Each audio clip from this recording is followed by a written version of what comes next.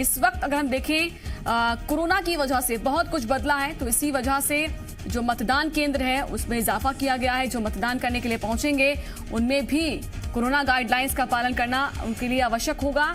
इसके लिए भी विशेष जोर दिया जा रहा है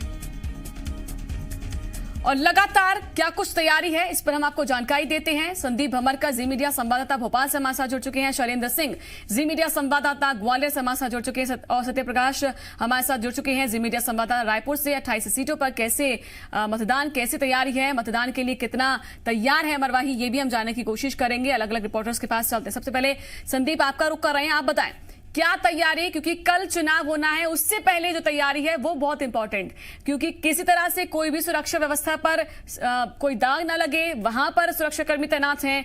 अब पोलिंग बूथ्स की बात की जाए तो वहां किस तरह की तैयारी है, किस तरह से मतदाता पहुंचेंगे, क्या क्या उन्हें फॉलो करना होगा, तमाम जानकारी आप दें।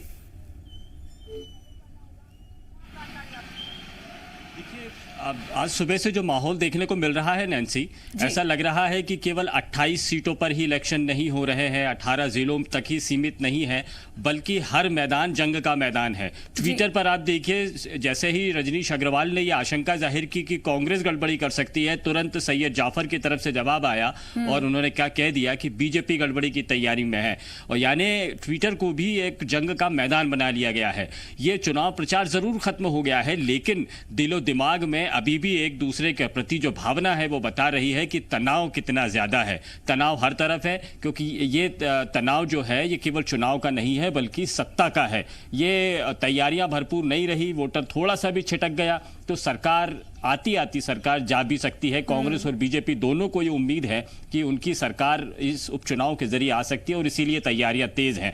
आप देखिए इन 28 सीटों पर किस कदर तैयारी की गई है। 3-3 लेयर्स के मॉनिटरिंग सेंटर्स बीजेपी ने बनाए हैं। ग्वालियर में एक मॉनिटरिंग सेंटर है, एक इंदौर में है जो मालवा और निमाड़ की तैयारियों पर नजर रखेगा। कौन सा पोलिंग बूथ का जो वोटर है वो बाहर नहीं आ पाया है उसको लेकर आना है, कौन हमारे प्रभाव वाला वोटर है वो जो अभी तक मतदान करने नहीं पहुंचा है उनको लेकर आना है, क्या कोई गड़बड़ी हो रही है उस तक कैसे कार्रवाई करना है, चुनाव आयोग तक कैसे पहुंचाना है, ये बात दोनों दल तैयार कर रहे हैं।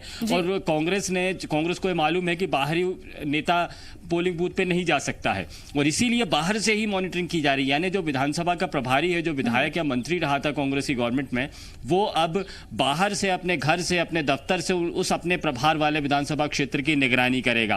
और ये दावा किया जा रहा है कांग्रेस की तरफ से कि हर पोलिंग सेंटर पर, हर मतदान केंद्र पर 30-30 कार्यकर्ताओं की एक टोली बनाई गई है जो पूरी मतदान केंद्र की व्यवस्थाओं का जायजा लेगी। और ये अलग से टोली होगी, डेडिकेटेड होगी। मैं जानना चाहती हूँ, रजनीश अग्रवाल ने जो ट्वीट किया है, खतरे में है कांग्रेस और मतदाता को कैसे जो है उनको बरगलाया जा सकता है, कैसे वहां पर गड़बड़ी की जा सकती है, ये आरोप लगा रहे हैं।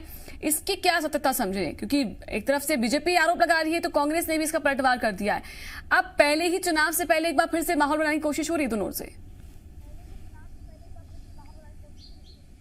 देखिए, सतर्क करने की भी कोशिश है, कवायद है कि बीजेपी का वो कार्यकर्ता जो ये समझ रहा है कि क्या किया जाना चाहिए, उसमें अभी तक बीजेपी ने ये नहीं कहा था कि कोई गड़बड़ी कर सकती है। अभी तक ये आरोप कांग्रेस की तरफ से आया था।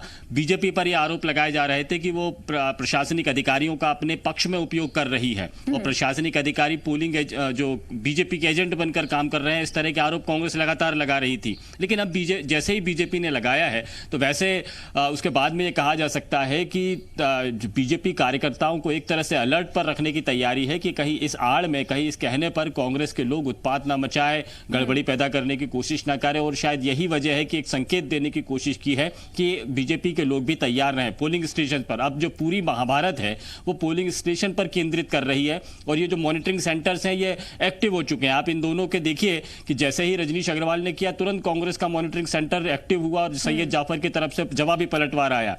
तो ये बता रहा है कि किस कदर मॉनिटरिंग की जा रही है। अगर एक तरफ से हिदायत दी जा रही है तो जवाब दूसरी तरफ से भी लगातार आ रहा है।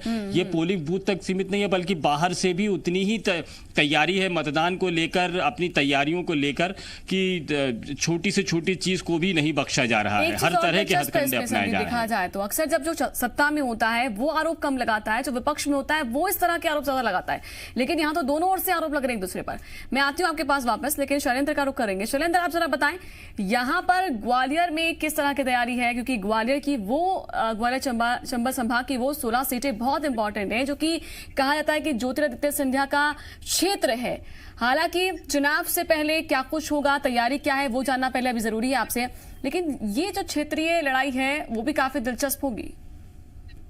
देखिए, बिल्कुल आपने ठीक कहा कि ये चुनाव जो है बीजेपी के लिए जितना महत्वपूर्ण है उससे कहीं अधिक जो है ज्योतिरादित्य सिंधिया की साख का है, क्योंकि जिस तरीके से जो विधायक जो है वो बीजेपी छोड़कर कांग्रेस में गए थे, वो सारे विधायक वो ये हैं जो कि ज्योतिरादित्य सिंधिया के साथ गए थे। अगर 16 सीटों पर चुनाव हो रहा है तो 15 विधायक उनके साथ गए थे। तो ऐसे में ज्योतिरादित्य सिंधिया ने यहाँ पर अपना पूरा जी जान लगा दिया है। अक्सर हम देखते थे, पिछले चुनाव में भी हमने ज्योतिरादित्य सिंधिया को कैंपेन करते हुए देखा है, तो वो जिला स्तर पर या बड़ी बड़ी सभाएं करते थे और बड़ी बैठकें करते थे।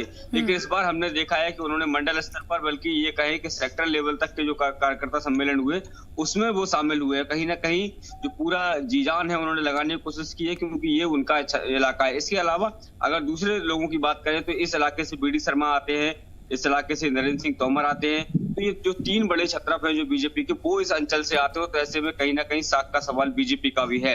और उस दूसरे लिहाज से भी देखें तो इस अंचल से 16 सीटें हैं, और 16 सीटें वो सीटें हैं जो कभी कांग्रेस की हुआ करती थी 2018 में, लेकिन अब जो है वो बीजेपी इन सीटों पर जोड़ तोड़ के में करने में लगी हुई है कि कैसे भी करके इन सीटों पर कब्जा पाया जाए।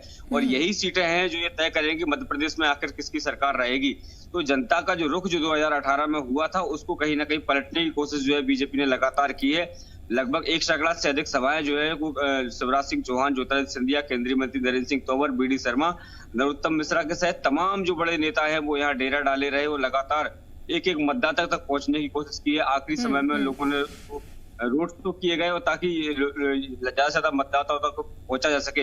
वहीं अगर दूसरी तरफ कांग्रेस की बात करें तो केवल कमलनाथ ही एक ऐसे नेता थे जो इस अंचल में उन्होंने पूरी बागडोर संभाल रखी थी। हालांकि पूर्व मंत्री डॉक्टर गोविंद सिंह की बात करें, लाखन सिंह की बात करें या कुछ और लोगों की बात करें, वो जमीनी धरातल पर लगे रहे। लेकिन अगर प्रचार कैंपेन की बात करें तो बीजेपी इसमें कहीं आगे नजर आई है। लेकिन अब देखना होगा कि जब कल प्रचार थम गया है तो मतदाता जो है वो आखिर जो दोनों ही दलों के द्वारा जो वादे किए गए, जो दावे किए गए विकास के, उनमें से आखिर किसके साथ जाएगा, ये अब जो है वो 3 तारीख को। पिछले चुनाव को देखें तो 28 में 27 सीटें जो हैं कांग्रेस के पास थी। अब क्या होगा वो समीकरण वो देखना होगा।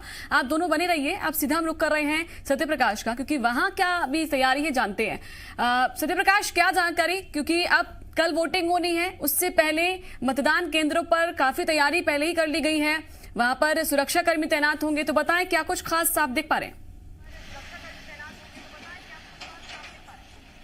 बिल्कुल, देखिए, मरवाही की जनता पूरी तरह से तैयार है मतदान करने के लिए। मरवाही में प्रशासनिक अमला पूरी तरह से तैयार है, निर्वाचन आयोग तैयार है, और साथ साथ राजनीतिक दलों ने भी अपनी अपनी तैयारी करके रखी है। जो राजनीतिक दलों के पोलिंग एजेंट्स होते हैं उनको एक महत्वपूर्ण जिम्मेदारी तो रहती ही है, साथ साथ मॉनिटरिंग टीम, चाहे बीजेपी की बात करें या कांग्रेस की बात करें, मॉनिटरिंग टीम तैयार की गई है। वो वरिष्ठ नेताओं को उसमें लगाया गया है। मतलब राजनीतिक स्तर पे अगर हम कहें तो बीजेपी और कांग्रेस, ये दोनों ही पार्टियां अपनी अपनी तैयारी को पुरजोर तरीके से अमली जामा पहनाने में पिछले दिनों में दिखाई दिया है। और चूंकि सीधी टक्कर यहां मानी जा रही है कांग्रेस और बीजेपी प्रत्याशी के बीच, इसलिए भी ये मुकाबला काफी दिलचस्प हो गया। और ये मुकाबला दिलचस्प इसलिए भी हो गया है कि इस बार जोगी परिवार से कोई भी मैदान में मरवाही से नहीं है। ऐसे में जो वोट 2018 विधानसभा चुनाव के वक्त जेसीसीजे प्रत्याशी दिवंगत अजीत जोगी को पड़े थे, वो किस तरफ ज्यादा डिवाइड होता है ये देखना काफी महत्वपूर्ण होगा।